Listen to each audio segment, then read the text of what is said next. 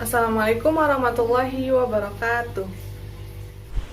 Kami dari kelompok 2 akan menjelaskan mengenai siklus penggajian. Definisi siklus penggajian. Siklus penggajian adalah aktivitas bisnis yang berulang dan operasi pemrosesan data yang terkait dengan manajemen yang efektif dalam tenaga kerja. Ada 3 fungsi dasar dari sistem informasi akuntansi pada siklus sumber daya manusia atau siklus penggajian. Yang pertama, pemrosesan data transaksi tentang aktivitas karyawan. Yang kedua, ada menjaga aset organisasi. Dan yang ketiga, ada penyediaan informasi untuk mengambil keputusan. Saya akan menjelaskan mengenai tujuan pengendalian, ancaman, dan prosedur.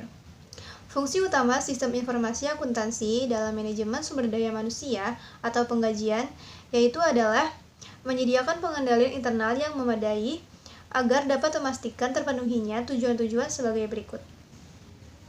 Yang pertama, semua transaksi penggajian diotorisasi dengan benar. Yang kedua, semua transaksi penggajian dicatat dengan valid. Yang ketiga, semua transaksi penggajian yang valid dan diotorisasi dicatat. Yang keempat, semua transaksi penggajian dicatat secara akurat.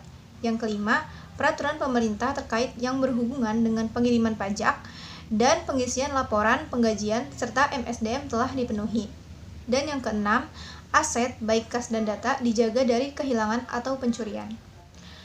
Ancaman-ancamannya. Yang pertama yaitu memperkerjakan pegawai yang tidak berkualifikasi atau berkelakuan buruk. Yang kedua, pelanggaran hukum ketenaga kerjaan. Yang ketiga, perubahan file induk penggajian tanpa otorisasi. Prosedur pengendalian yang dapat diterapkan. Yang pertama yaitu prosedur memperkerjakan yang baik, termasuk verifikasi keahlian pelamar kerja, referensi dan riwayat pekerjaannya. Yang kedua, dokumentasi lengkap atas prosedur untuk memperkerjakan. Yang ketiga, pemindahan tugas. Dan yang keempat, total batch dan pengendalian aplikasi lainnya.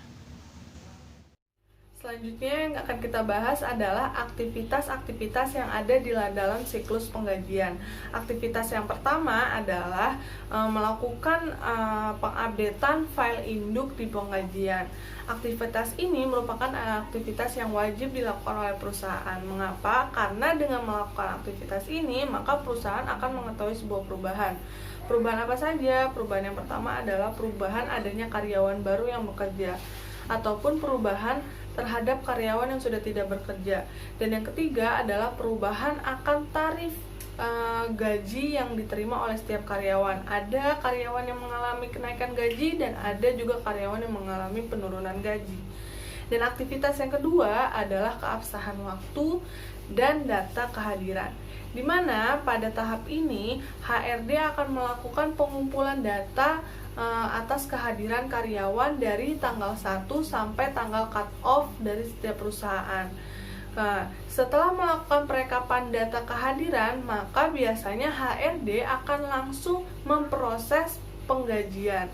Dan selanjutnya akan muncullah aktivitas selanjutnya. Apa itu? Aktivitas selanjutnya adalah perubahan tarif pajak, di mana pada perubahan tarif pajak ini tidak selalu dilakukan oleh perusahaan. Mengapa? Karena tarif pajak dari pemerintah tidak akan selalu berganti setiap bulannya. Tapi biasanya pihak HRD akan melakukan evaluasi terhadap karyawannya. Apakah karyawannya ada yang mengalami kenaikan gaji yang sehingga akan berimbas terhadap tarif pajak yang akan dikenakan.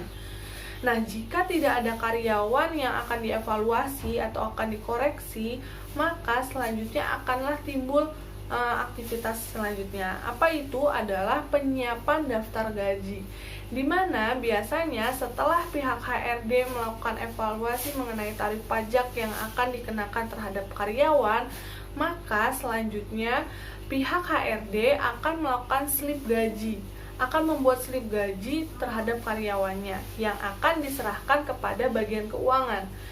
Pihak HRD ini akan menyerahkan slip gaji berserta dengan data kehadiran dari setiap karyawannya kepada bagian keuangan, yang kemudian bagian keuangan akan meng-cross check kembali apakah data keabsahan kehadiran yang dibawa oleh HRD ini sama atau sesuai dengan data slip gaji yang telah diserahkan oleh pihak HRD. Jika ada cross check ataupun ada evaluasi ataupun ada koreksi, maka biasanya bagian keuangan akan langsung menghubungi kembali kepada pihak HRD, bisa jadi akan dikembalikan ataupun akan di-cancel, sehingga pembiayaan atau pembayaran gaji akan tertunda. Tapi jika mulus-mulus saja, tidak ada koreksi, tidak ada evaluasi, maka biasanya bagian keuangan akan langsung lanjut ke bagian pejabat di atasnya, yaitu adalah untuk tanda tangan bahwa pembagian gaji ini akan dilakukan, atau biasa disebut juga dengan ACC, pencairan dana gaji. Setelah di-ACC oleh pihak pejabat di atasnya, maka biasanya bagian keuangan akan langsung melakukan penyerahan dana gaji tersebut. Oleh sebab itu, maka akan muncul aktivitas kelima, yaitu adalah pembayaran gaji, di mana pihak keuangan bisa langsung memberikan cek kepada bagian HRD, ataupun pihak keuangan akan bekerja sama dengan pihak bank yang kemudian akan melakukan cairan dana gaji langsung ke rekening karyawan pribadi.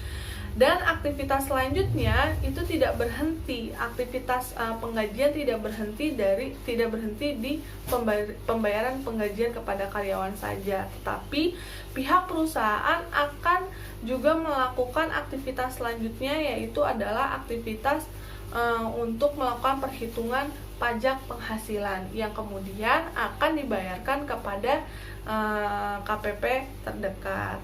Itulah mengenai aktivitas yang ada di dalam siklus penggajian.